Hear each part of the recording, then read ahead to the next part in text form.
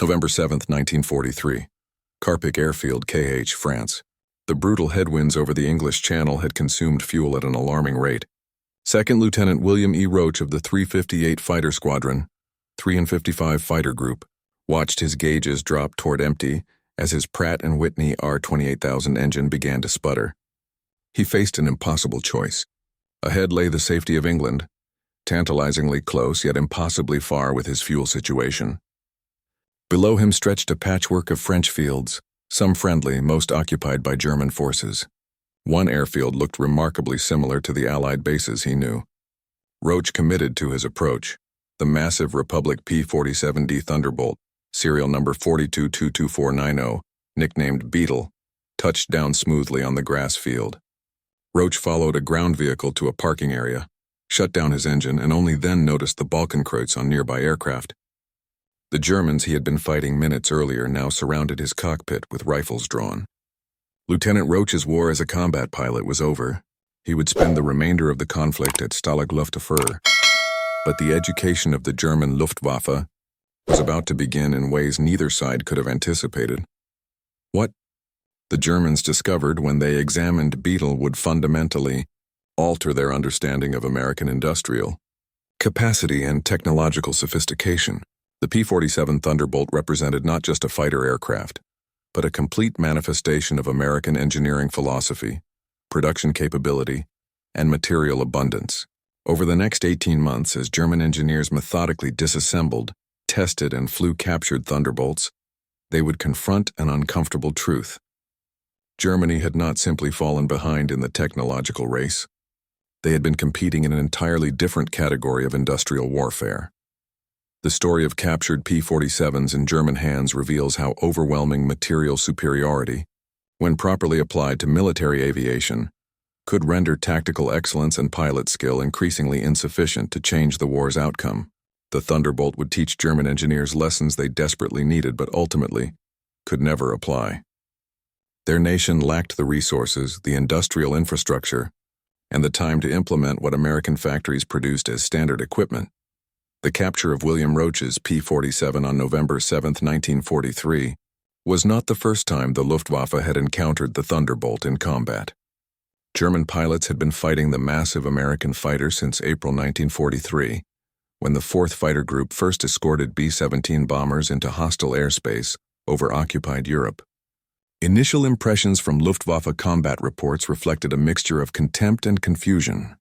German pilots, accustomed to the nimble Focke-Wulf FW-190 and Messerschmitt Bf-109, found the American fighter absurdly large, sluggish at low altitudes, and apparently designed by engineers who had never considered the requirements of aerial combat as the Luftwaffe understood them.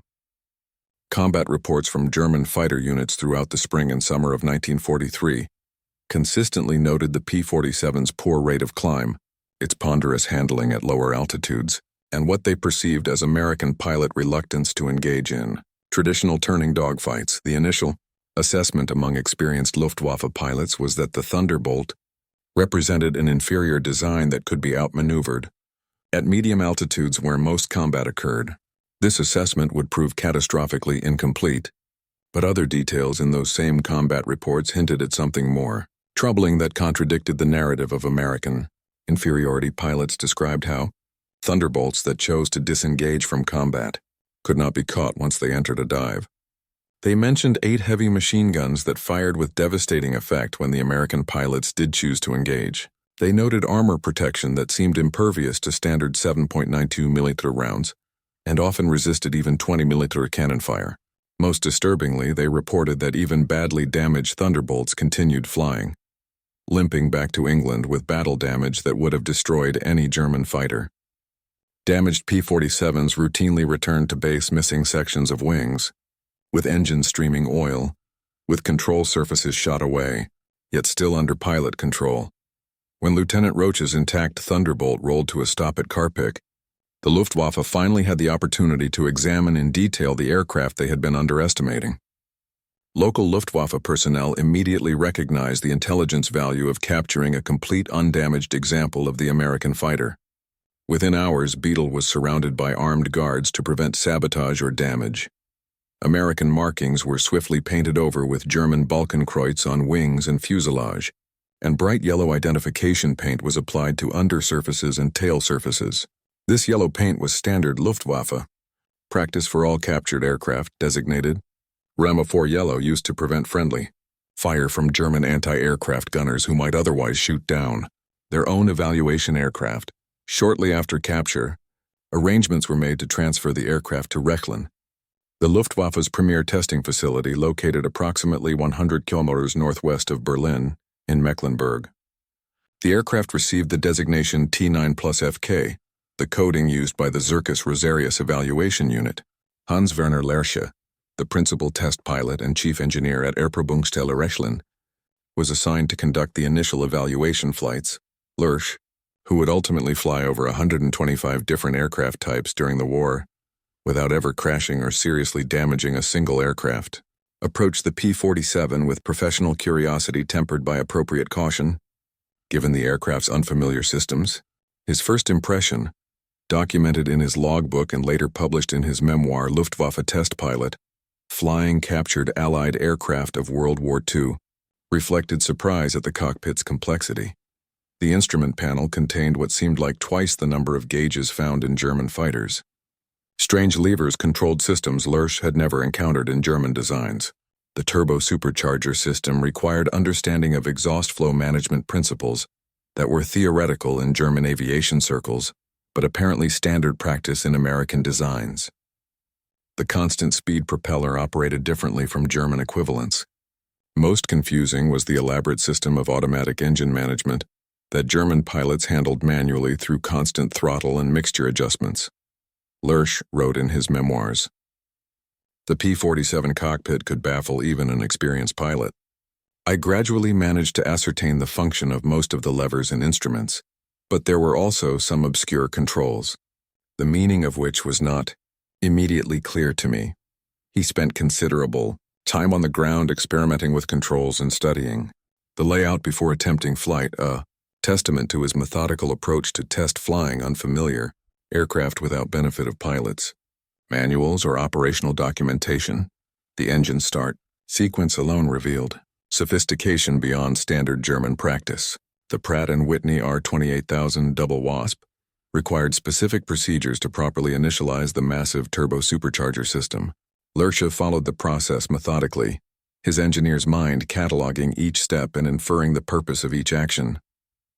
When the 18-cylinder radial engine roared to life, it produced a sound utterly different from the sharp bark of German inline engines, or even the BMW 801 radial that powered the FW-190. This was a deep, powerful rumble that spoke of enormous displacement and tremendous power reserves held in check.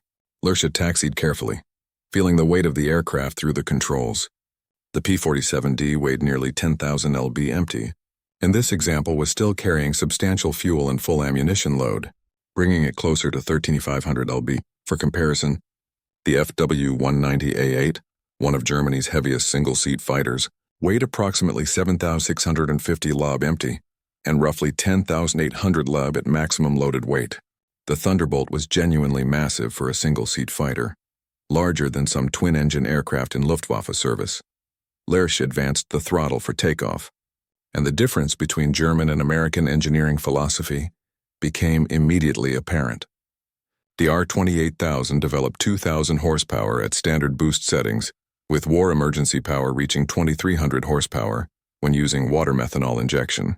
Germany's BMW 801D, the finest radial engine in German production and the power plant of the FW-190, produced between 1,700 and 1,730 horsepower at maximum continuous power settings.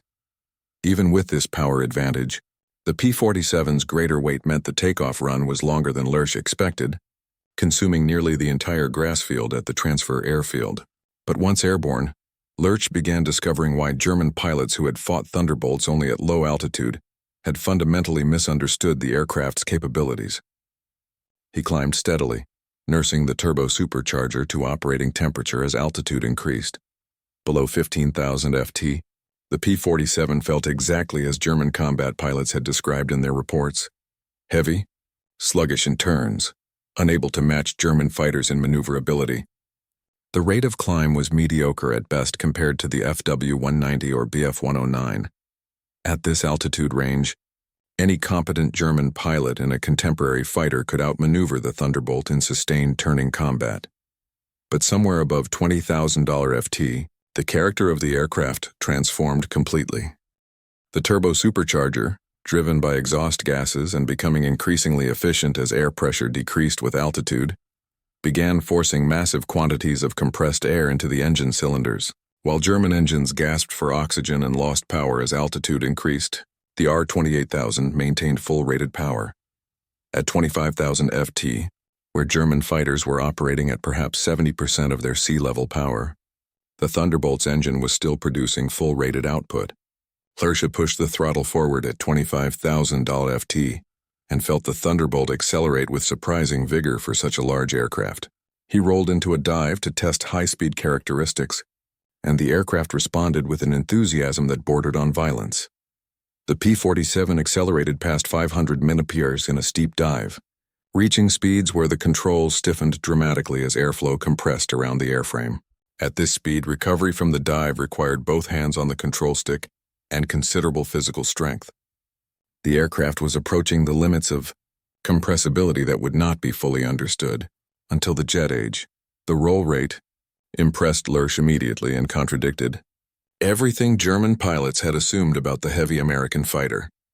Despite its size and weight, the Thunderbolt could roll faster than any German fighter Lerche had flown, including the FW-190, which was considered excellent in roll performance.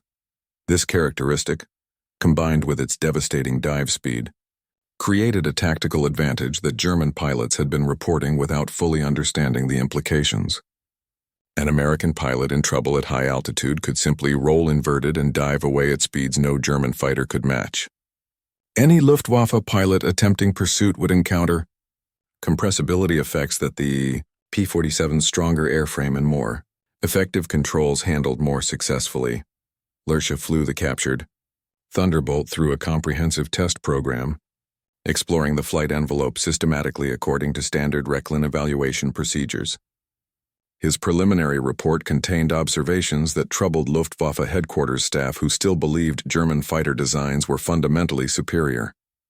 At altitudes above 25,000 FT, where aerial combat was increasingly occurring as Allied bomber formations flew higher to escape German flak, the P-47 Thunderbolt was not inferior to German fighters. It was superior in specific crucial ways that negated German advantages in maneuverability and rate of climb. Over the following weeks, Rechlin's engineers subjected Beetle to exhaustive testing, according to standard Airob's stellar procedures. They photographed every component from multiple angles. They measured every dimension with precision instruments. They weighed every major part in assembly. They tested every system under various conditions. The turbosupercharger system received special attention, as this technology represented the primary difference between American and German approaches to high-altitude performance. What they discovered in detailed examination shocked engineers accustomed to resource-constrained design philosophy. The Pratt Whitney R-2800 double wasp consisted of 18 cylinders arranged in 2 rows of 9 cylinders each around a central crankshaft. Total displacement measured 2,845, equivalent to 45.958 L. For direct comparison, the BMW 801D displaced 2,560 L, but displacement alone didn't explain the significant power difference between the engines. The R-2800 incorporated forged aluminum alloy pistons, sodium-cooled exhaust valves to handle extreme temperatures, and a crankshaft forged from high-grade steel alloy that German metallurgists examined with professional envy, recognizing materials they could no longer obtain in sufficient quantities. The quality of American materials and manufacturing precision astounded the German inspection team. Every component showed evidence of precision manufacturing to tight tolerances. Surface finishes were consistently smooth across all parts.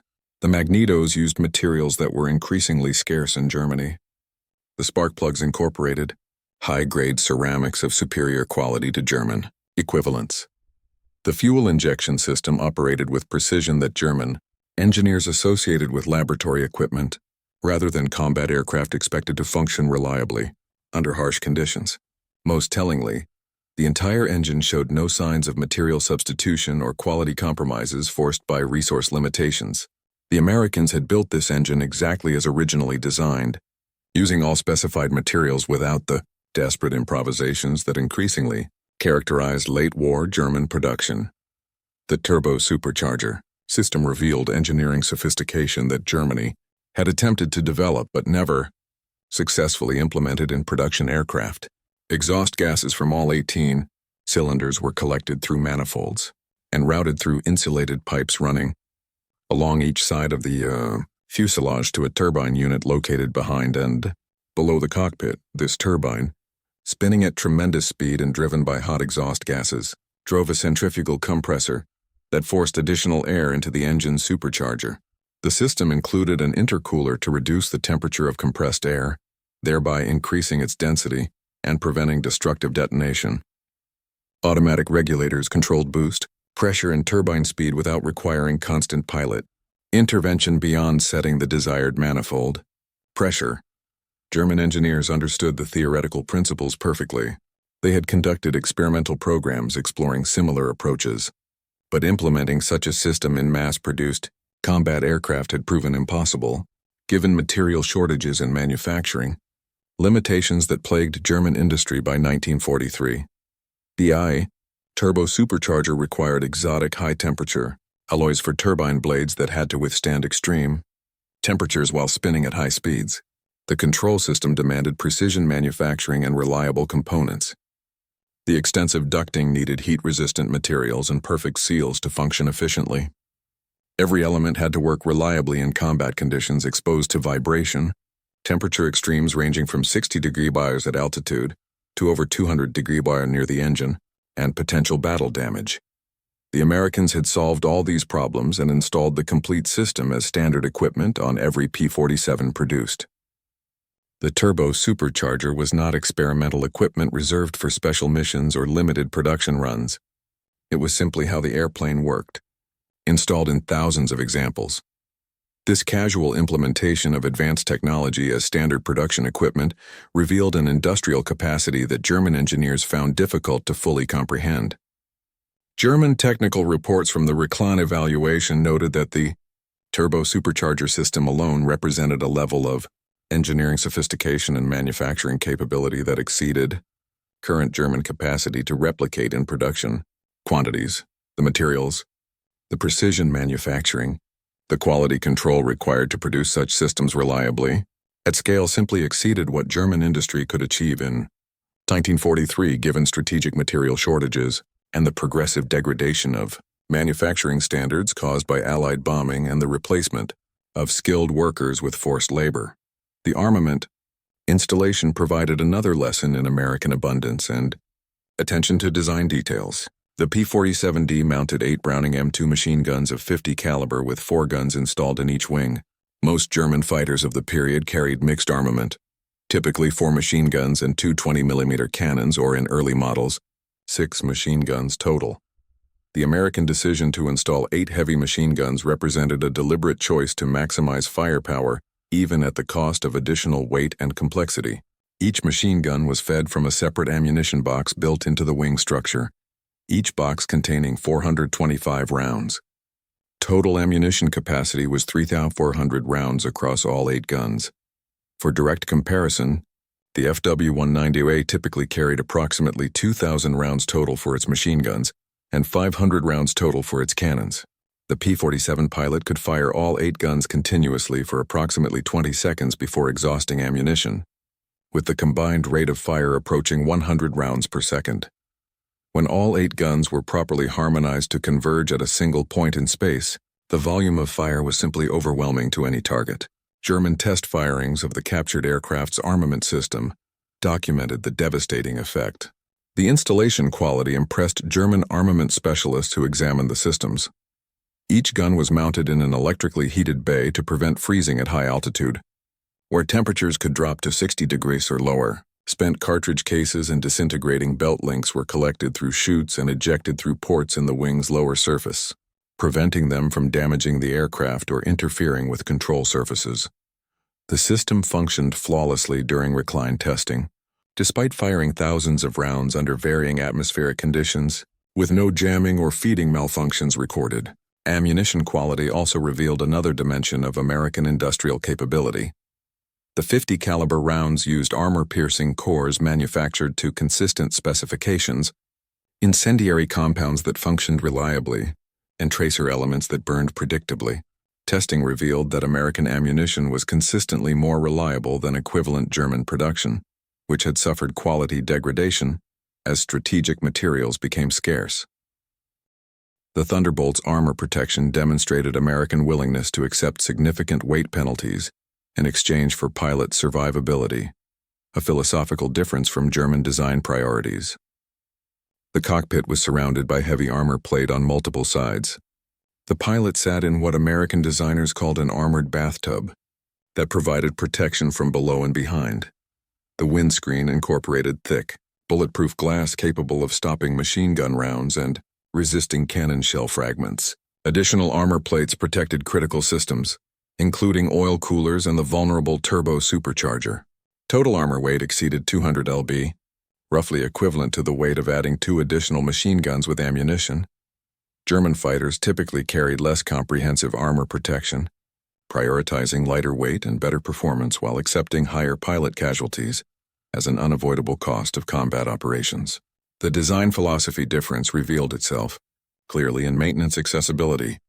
American designers had anticipated that mechanics working in forward air bases would need to service aircraft quickly, possibly at night, under adverse weather conditions or while under threat of enemy attack. Every major component could be accessed through large panels, secured with quick-release fasteners that required only simple tools. The massive engine could be changed in the field within a few hours using standard hoisting equipment and following clearly documented procedures. German fighters, designed with the expectation of factory-level maintenance for major repairs, typically required more extensive disassembly for major component service. This difference reflected American abundance versus German scarcity. The Americans could afford to dedicate engineering resources to maintainability because their industrial capacity allowed them to optimize designs for operational efficiency rather than pure production efficiency. The radio installation in the captured P-47 represented another area where American technology exceeded German equivalents. The aircraft carried an SCR-274N command radio for air-to-air and air-to-ground communication plus an SCR-5 liaison radio providing additional communication channels. Both units operated with a clarity and range that exceeded contemporary German radio capabilities. German radio systems suffered from persistent interference problems that American engineers had apparently solved through superior component design and better shielding. The radios also integrated with an identification friend or foe (IFF) system that automatically identified friendly aircraft to ground controllers, preventing friendly fire incidents. This level of automated identification represented a sophistication that German forces lacked in 1943. Perhaps the most profound revelation for German engineers came not from any single advanced system but from the cumulative impression of quality and completeness throughout the aircraft. Every component appeared to be the best possible version that American engineers could design and manufacturers could produce. Nothing was obviously compromised due to material shortages. Nothing showed clear evidence of substitute materials being used because preferred materials were unavailable. Nothing reflected the desperate improvisations that increasingly characterized German late-war production as strategic bombing degraded. Industrial capacity and material shortages became acute. German technical reports compiled at Rechlin and distributed through the Luftwaffe technical services emphasized this point repeatedly. The P-47 Thunderbolt had been built exactly as the designers intended, using all specified materials and processes, with no apparent compromises forced by resource scarcity. This level of manufacturing fidelity to original design specifications was becoming increasingly difficult for German industry to achieve. As the war progressed, the flight testing program continued through the winter of 1943 and into early 1944 as additional P-47s were captured and brought to Rechlin for comparative evaluation. On May 29, 1944, another P-47 landed in German hands when 2nd Lieutenant Lloyd S. Hathcock of the 301st Fighter Squadron, 302nd Fighter Group, became disoriented during a ferry flight and mistakenly landed at the enemy-held Rome Littorio airfield in Italy. His aircraft, serial number 4275971, was quickly seized by German forces. This P-47 had previously been the personal mount of George Nowotny, an 8 victory ace flying with the 317th Fighter Squadron. The Germans transferred the aircraft to Rechlin, where it was initially designated 8+6, then later transferred to Zircus Rosarius on October 12, 1944, where it received the designation T9+LK.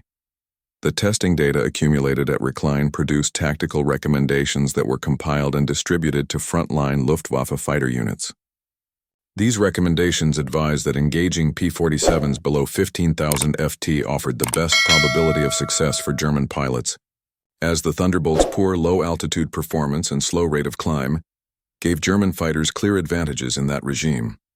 Pilots were specifically warned to avoid diving away from attacking Thunderbolts, as the American fighter would simply accelerate to speeds that German aircraft could not match in a dive.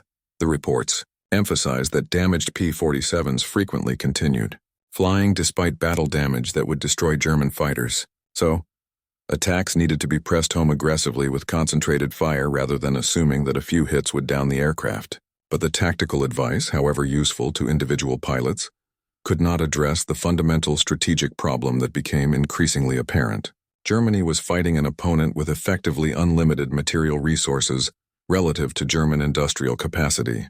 Every damaged or destroyed P-47 was replaced within days from production that exceeded 300 aircraft per month at peak output. American pilot training programs produced skilled aviators in quantities Germany could no longer match, as training was compressed and fuel shortages limited flight hours.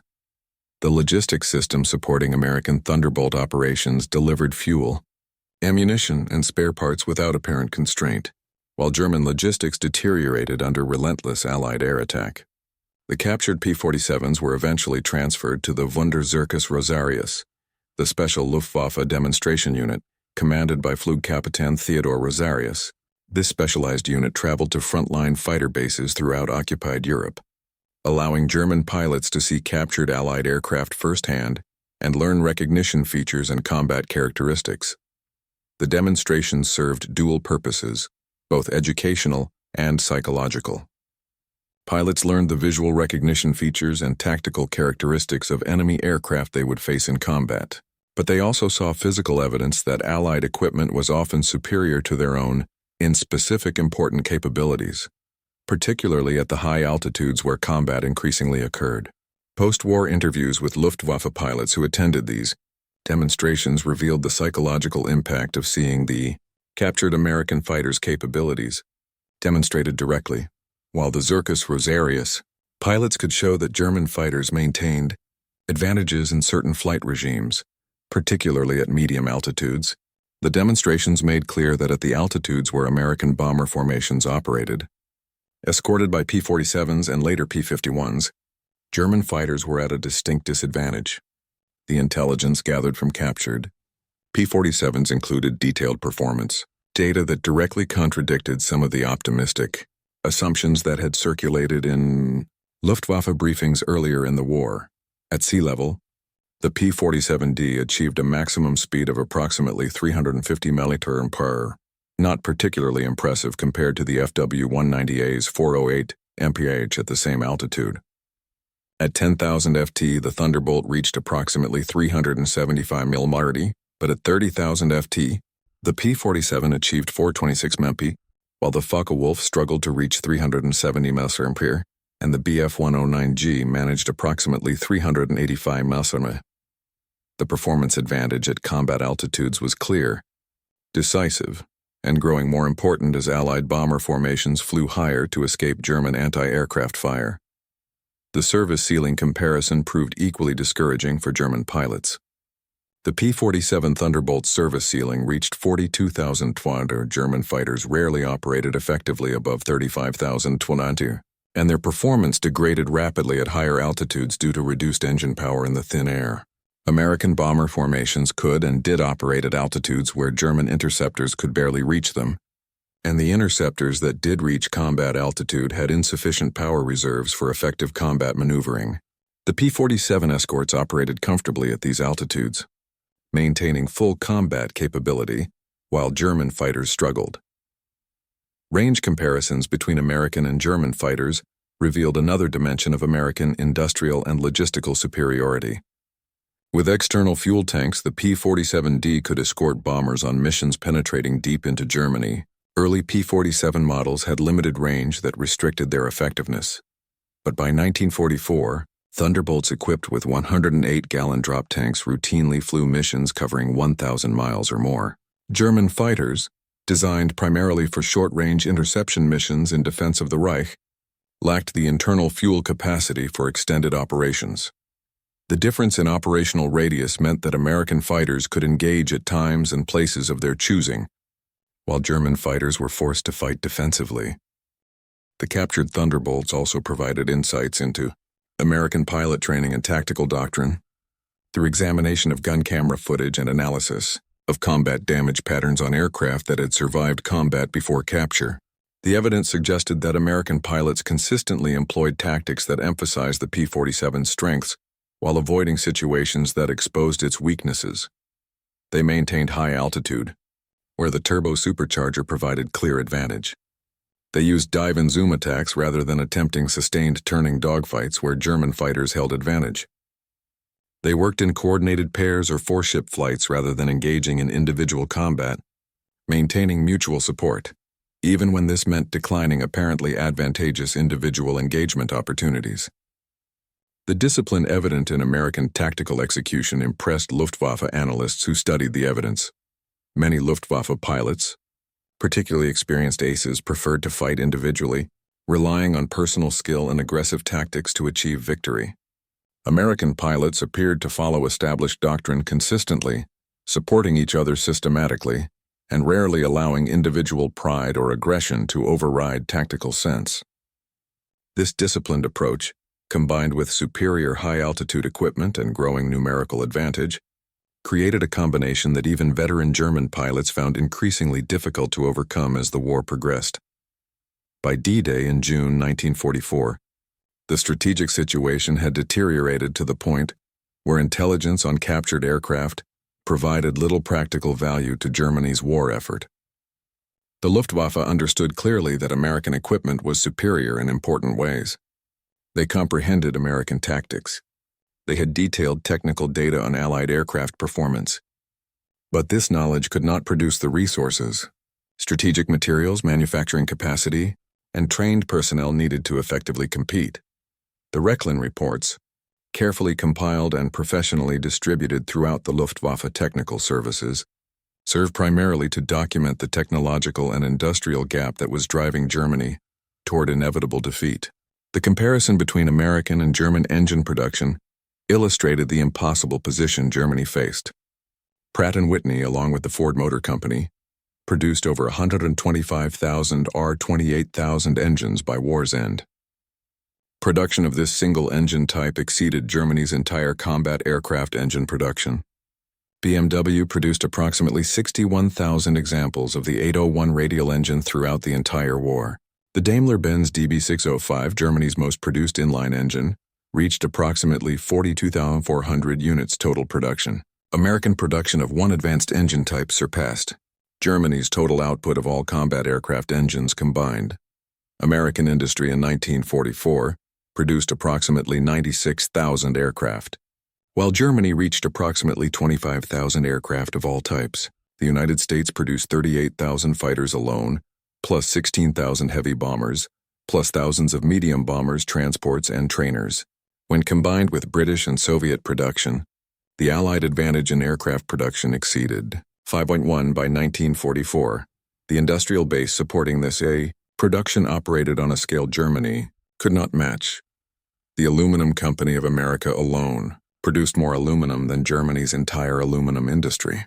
Individual American steel plants frequently outproduced the entire Ruhr industrial region. The automotive factories that manufactured vehicles operated on moving assembly lines, where German plants used batch production methods. Even the machine tools that built the machines that built the aircraft were themselves produced in quantities that allowed American industry to supply not only its own requirements, but also substantial quantities to British and Soviet allies. The captured P-47s ultimately ended their service in the chaotic final months of the European War. The aircraft, designated T9+FK, originally William Roach's Beetle, was recovered by American forces at Göttingen in May 1945, found among a collection of captured Allied aircraft that the Germans had been evaluating. Photographs taken by American forces show the aircraft still wearing partial German markings, parked alongside FW-190s and BF-109s, in what was effectively a museum of captured equipment documenting the breadth of the Luftwaffe's intelligence-gathering effort. The Thunderbolts that served with German evaluation units provided German pilots and engineers with an education they desperately needed but had received too late to matter strategically. The aircraft demonstrated that American industrial philosophy prioritized absolute capability over elegant efficiency, abundant resources over careful optimization, and systematic material advantage over individual technical excellence. These priorities, when implemented with nearly unlimited resources and manufacturing capacity, produced weapon systems that outclassed German equivalents in the aggregate, even when German designs showed superior characteristics in specific isolated parameters. The lesson extended far beyond the P-47 itself.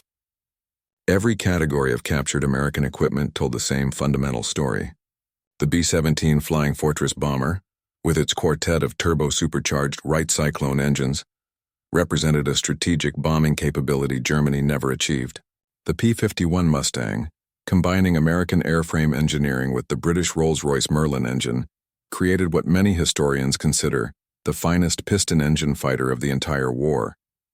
The P-38 Lightning, with its twin turbo-supercharged engines and tricycle landing gear, demonstrated American willingness to pursue unconventional solutions. Each aircraft type revealed the same fundamental American approach: solve problems through superior engineering supported by unlimited industrial capacity, rather than through clever optimization constrained by resource scarcity. Luftwaffe analysts clearly observed that they were not being defeated by superior tactics or better-trained pilots, though American training programs were producing adequate pilots in overwhelming numbers. They were being defeated by an industrial system that could design adequate equipment and then produce it in quantities that rendered German qualitative advantages increasingly irrelevant. The Americans, designed to their industrial strengths, leveraging massive manufacturing capacity, abundant raw materials, and efficient logistics, Germany by 1943 was designing despite crippling industrial limitations, attempting to achieve through engineering cleverness what they could no longer accomplish through industrial might. The strategic implications were well documented throughout the Luftwaffe's technical services. By the end of 1943, Germany had entered the war with arguably the world's most advanced air force, equipped with aircraft that were generally superior to their opponents on a one-to-one basis. German pilots were better trained than most opponents initially.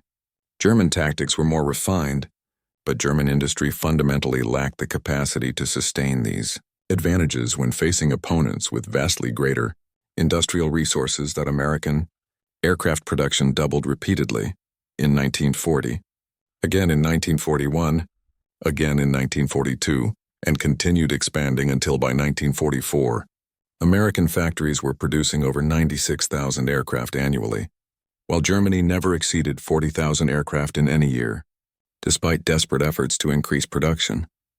The quality gap between American and German aircraft widened steadily, rather than narrowing. In 1942, German aircraft were often superior to their American opponents.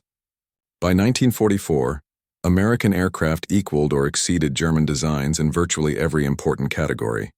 By 1945, the gap had become a chasm. American fighters like the P-51H and P-47N represented evolutionary refinement of already excellent basic designs.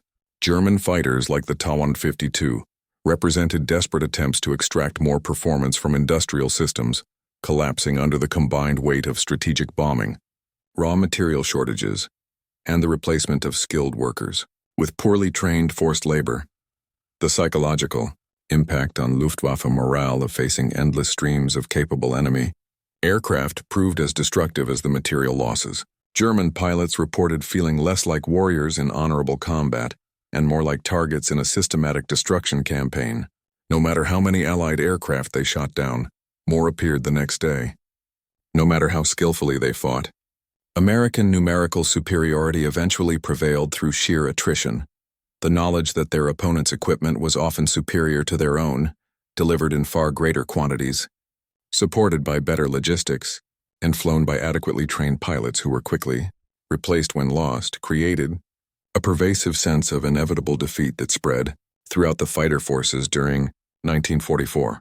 The captured P-47s served as tangible physical evidence of this reality.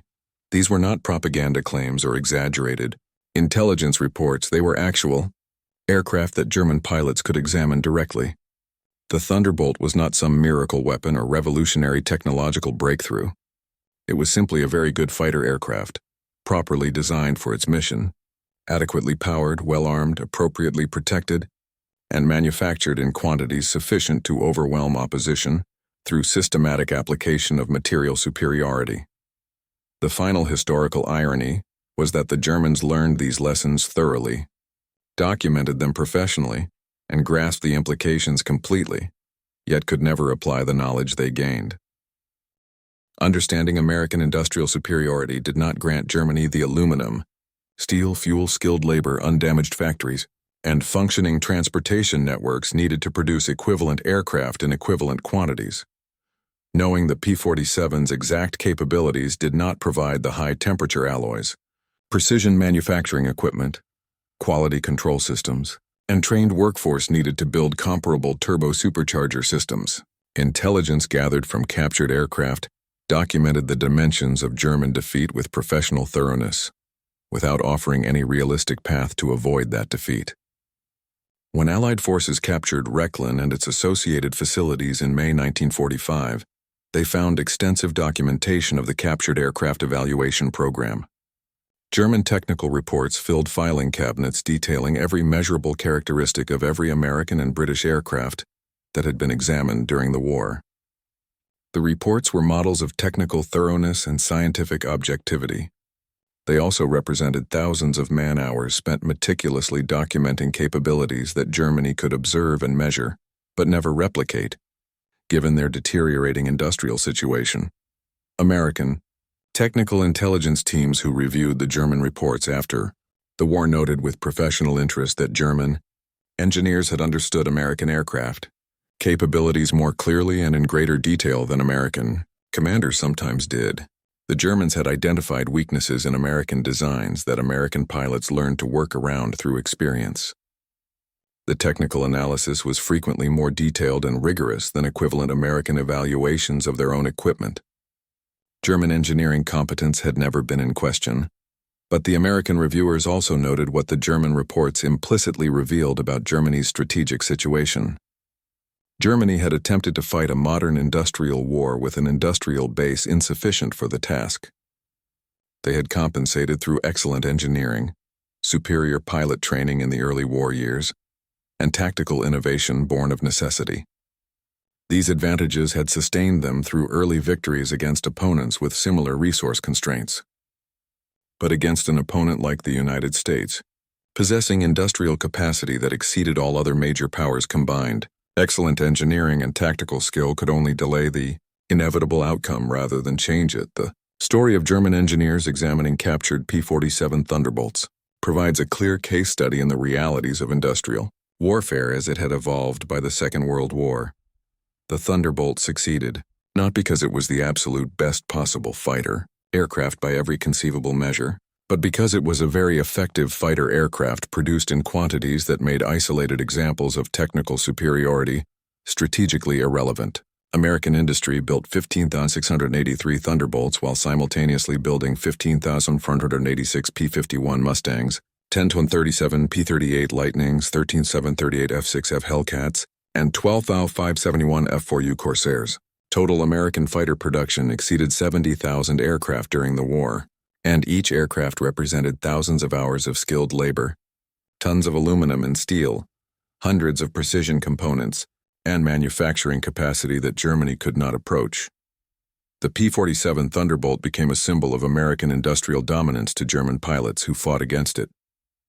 Luftwaffe pilots used the same nickname American pilots had coined, calling it the Jug in acknowledgement of its ungainly appearance. They also called it Indiana, after the Thunderbird emblem many squadrons painted on engine cowlings. As losses mounted and the strategic situation deteriorated, some referred to it simply as that 8-gun fighter, and learned through bitter experience to avoid engaging Thunderbolts at altitudes where the American fighter held tactical advantage, which increasingly meant avoiding combat above 20,000 ft, where the turbosupercharger gave the P-47 decisive performance superiority. By the war's end, P-47 Thunderbolts had destroyed approximately 3,752 enemy aircraft in aerial combat, while approximately 3,499 P-47s were lost to all causes, including operational accidents, mechanical failures, and ground attack missions. This roughly 1.1 exchange rate in total losses appears unremarkable, until one considers that the Thunderbolt served primarily in the ground attack role from mid-1944 onward, facing intense anti-aircraft fire during low-level missions, rather than engaging primarily in air-to-air combat. In the pure fighter escort role during 1943 and early 1944, P-47s achieved significantly better exchange rates, particularly at high altitudes where the turbo-supercharger advantage was most pronounced. The ground attack role revealed yet another dimension of American design philosophy that emphasized versatility. When P-51 Mustangs with their superior range began taking over bomber escort duties in 1944, the 9th Air Force reassigned many Thunderbolt groups to tactical air support missions. The rugged P-47, with its reliable air-cooled radial engine and heavy armor protection, proved exceptionally well suited for dangerous low-altitude attack missions. The same characteristics that made it seem ponderous in low-altitude dogfights, substantial size, heavy weight, comprehensive armor, and powerful armament made it nearly ideal for ground attack missions where survivability and firepower mattered more than maneuverability. Thunderbolt pilots flying ground attack missions destroyed staggering quantities of German military equipment. Official claims documented through gun camera footage and after-action reports included over 86,000 railway cars, 9,000 locomotives, 6,000 armored fighting vehicles, and 68,000 trucks destroyed or damaged. While such claims inevitably included some duplication, the scale of destruction was undeniable and had measurable impact on German military operations. The P-47, armed with bombs and rockets in addition to its 8 machine guns, had evolved into a true multi-role combat aircraft. German ground forces learned to recognize and fear the characteristic sound of Pratt Whitney R-2800 radial engines at low altitude. The deep rumble provided warning of impending attacks that German troops were largely helpless to prevent. The psychological impact of constant air attack, combined with substantial material losses and the disruption of logistics and communications, measurably degraded German ground forces' combat effectiveness throughout 1944 and 1945. The question of what happened to the specific captured aircraft provides an epilogue to this story. William Roach's P-47D Beetle, 42-22490, designated T9+FK by the Germans, survived the war and was recovered by American forces at Göttingen in May 1945. After evaluation by American intelligence teams examining German testing procedures, the aircraft was eventually scrapped. Lloyd Hathcock's P-47D 42-75971, designated T9+LK, met a similar fate, recovered but not preserved for historical purposes. The pilot's fates after capture differed markedly. William Roach spent the remainder of the war at Stalag Luftwaffe in Barth, Germany. He was liberated by Soviet forces in May 1945 and returned to the United States. Lloyd Hathcock spent 11 months as a prisoner of war, primarily at Stalag Luft III, the site of the famous Great Escape that had occurred just 3 months before his arrival. He was the only African-American pilot among thousands of white prisoners at the camp. When Soviet forces advanced westward in January 1945, German forces evacuated the camp, forcing prisoners on a brutal winter march to Stalag 70A and then Stalag 13D. He was liberated by Allied forces in April 1945. Hathcock returned to the United States and played a significant role in the post-war desegregation of the U.S. Air Force. He later pioneered innovations in aerial reconnaissance photography at Wright-Patterson Air Force Base. Hans Werner Lerche survived the war, despite flying 125 different aircraft types, including numerous captured Allied aircraft throughout the conflict.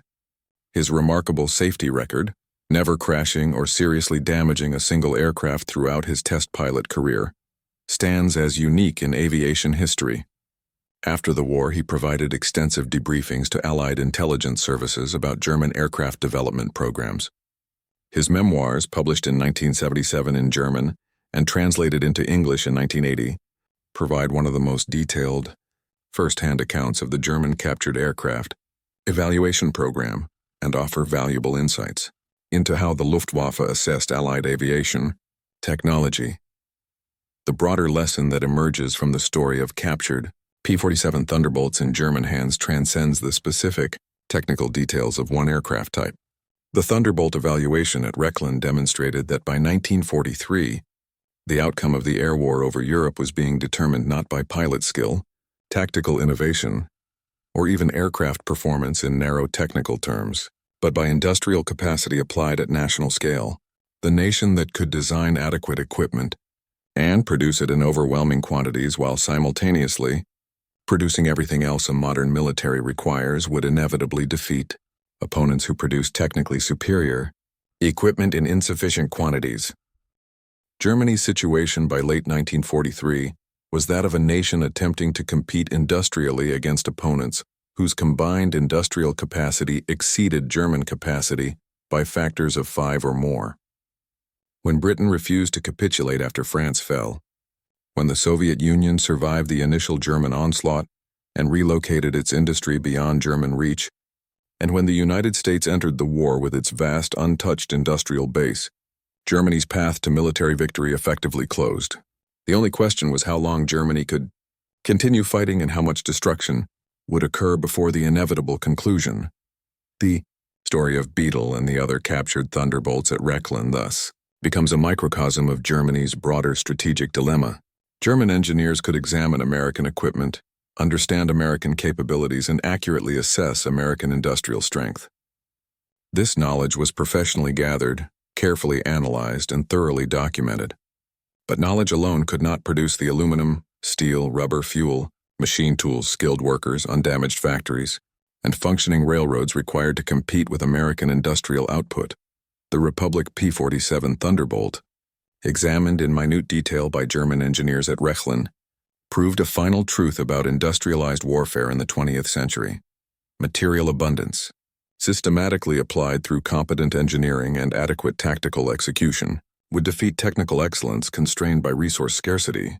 The most powerful element in America's arsenal was not any individual technology, however impressive, but rather the complete industrial system that could conceive, design, develop, test, produce, and logistically support thousands of complex weapon systems simultaneously, while maintaining quality and continuously improving designs based on combat experience.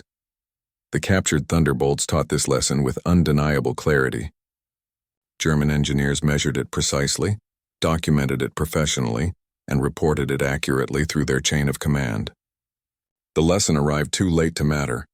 By the time William Roach's Beetle was being meticulously examined at Rechlin in late 1943, the outcome of the war was already determined by industrial mathematics that no amount of German engineering skill or pilot courage could overcome. The Thunderbolt sitting on German airfields wearing hasty Balkenkreuz markings over American stars represented a future that had already arrived, one in which industrial capacity had become the decisive factor in modern warfare.